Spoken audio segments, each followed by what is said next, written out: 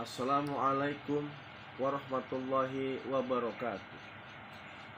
Bismillahirrahmanirrahim. Alhamdulillah wa syukurillah wala haula wala quwata illa billahil aliyyil. Pemirsa, berjumpa kembali bersama Semar Gelong Channel, berbagi ilmu. Pemirsa,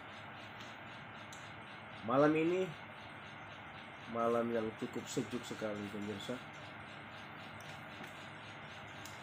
Saya doakan kepada pemirsa dimanapun Anda berada, semoga dalam lindungan Allah. Amin ya robbal alamin.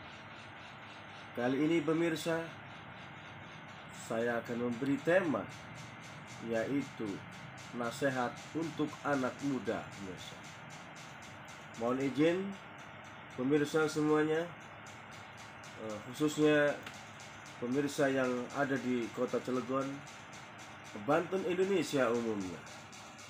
Mudah-mudahan dengan video kali ini saya akan mencurahkan menjadi suatu manfaat kepada pemirsa semua. Oke pemirsa, mungkin Anda tidak sabar menunggu. Sekarang bagaimana cara menyikapi nasihat kepada generasi penerus atau anak muda. Yang pertama pemirsa, punten, anak itu umur 17 tahun ke atas untuk filosofi dalam ininya, dalam batinnya, dalam hatinya, ini anak masih ingin tahu apa ini, apa itu. Masih sifatnya penasaran pemirsa. Karena punten, anak umur 17 tahun ini belum ada didasari dengan ilmu. Tapi punten, untuk para bapak dan ibu dan kedua orang tua, untuk mendidik anak yang paling utama adalah bagaimana anak ini bisa menjadikan hidup yang baik dan lurus ke jalan Allah, yaitu didasari dengan agama. Maaf pemirsa, ini adalah peran seorang kedua orang tua. Pertama, didikan yang paling utama adalah agama. Satu, yaitu dengan akhlakul karimah. Karena apa? Dengan berbudi luhur, dengan berakhlak, secara otomatis benteng, pondasi anak ini akan menjadikan suatu suatu pedoman pemirsa. Satu, diajarkan ngaji. Kalau ketika sudah mengaji, beda dengan mengkaji. Kalau mengaji semuanya bisa, tapi mengaji sambil mengkaji pemirsa. Insya Allah anak ini akan dididik dengan secara pengajian, dengan cara silaturahmi, bagaimana menyikapi dengan orang tua, orang muda, dia bisa menempatkan pemirsa. Nah, itu pemirsa yang pertama, ya kan? Yang kedua, anak muda ini terus terang sifatnya masih dipikir ya bukan arogansi ya, tapi rasa penasaran pemirsa, keinginan tahuan pemirsa. Nah, dari rasa nafsu keinginan tahuan ini, kalau kita tidak sebagai orang tua tidak bisa membimbing dari tahapan dia bergaul, dari tahapan dia istilahnya lingkungan, dari tahapan dia dengan siapa. Kalau ketika anak ini berhubungannya, bergaulnya dengan orang-orang yang punten, saya katakan orang-orang bergajul deh.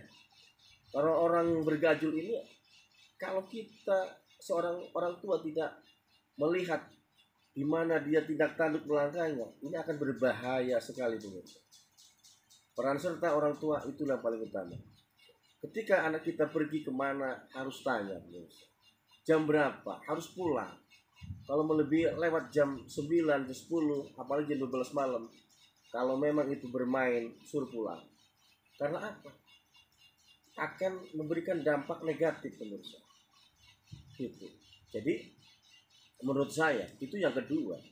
Yang ketiga ini pemirsa harus benar-benar ini pemirsa dididik pemirsa. Karena apa? Ini anak kita itu adalah generasi penerus kita.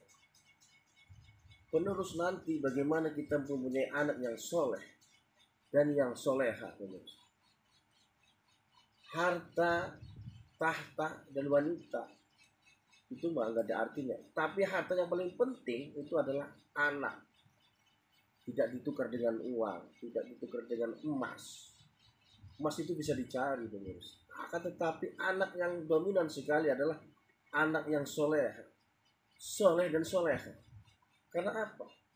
Itu akan memberikan kita kenikmatan dunia dan akhirat. Ketika nanti kita seorang orang tua sudah tua, sudah bongkok gitu kan istilahnya, meninggal, yang paling utama adalah anak itu adalah anak yang berbudi luhur, anak yang soleha, bisa mendoakan langsung munajat kepada Allah. Ketika kita meninggal, didoakan dengan anak yang soleh, insya Allah langsung akan tembus pemirsa. Karena apa? Kita punya harta yang paling dominan adalah anak yang soleh dan soleha pemirsa. Itu yang ketiga pemirsa. Jadi insya Allah dengan 3 tahapan ini, kalau kita bisa mendidik anak dari 17 tahun, ketika nanti anak ini mempunyai satu punten, sekarang itu zamannya laki-laki dan perempuan, otomatis kan masih punya rasa tuh timbul dari umur 17 tahun ke sana.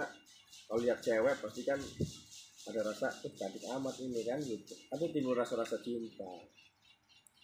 Nah di sini bahaya sekali kalau kita tidak memantau siapa itu perempuannya, dari mana, ini dari mana, kan gitu. Kita harus tahu hubungan anak ini sebatas mana, sampai mana dia bergaul. Kalau kita tidak tahu, punten-punten maaf saja pemirsa, akan menyesal sekali untuk orang tuanya karena tidak memantau. Kalau tidak dipantau, anak ini akan berbahaya sekali. Tapi kalau kita memantau mainnya anak, belajarnya anak, pacarannya dengan siapa, ini dengan siapa, tahu jelas arahnya kemana. Karena apa? Yang pertama, bimbingan pada orang tua itu adalah membimbing anak itu menjadi lurus. Istilah ini makan siratal mustaqim. Berikanlah ya Allah jalan yang lurus pemirsa. Ya Allah. Karena Allah yang lebih tahu.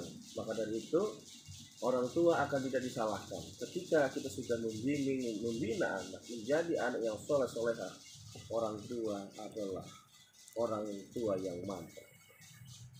Oke pemirsa, mohon maaf mungkin rangkaian dari awal sampai akhir kata-kata saya kurang pas di hati, kurang mendidik, tapi insya Allah punten, ambil sisi baiknya, buang sisi buruknya pemirsa. Karena saya punten sebagai manusia biasa yang jelas mempunyai banyak kekurangan dan juga kelebihan. Yang jelas kekurangannya banyak pemirsa, kelebihannya sedikit. Yang punya lebih itu adalah Allahu Akbar, Allah Maha Besar. Mungkin itu saja pemirsa untuk tema malam ini. Semoga bermanfaat. Untuk video ini, ambil sisi baiknya, buang sisi buruknya. Saya ucapkan sekali lagi, saya doakan semoga semuanya pemirsa sehat, mempunyai anak yang soleh dan soleha, bisa menjadikan anak yang panutan, bisa menjadi anak yang bisa berbakti pada orang tua, pada guru, pada agama, bangsa dan negara. Saya ucapkan wabillahi taufiq wal hidayah. Wassalamualaikum warahmatullahi wabarakatuh.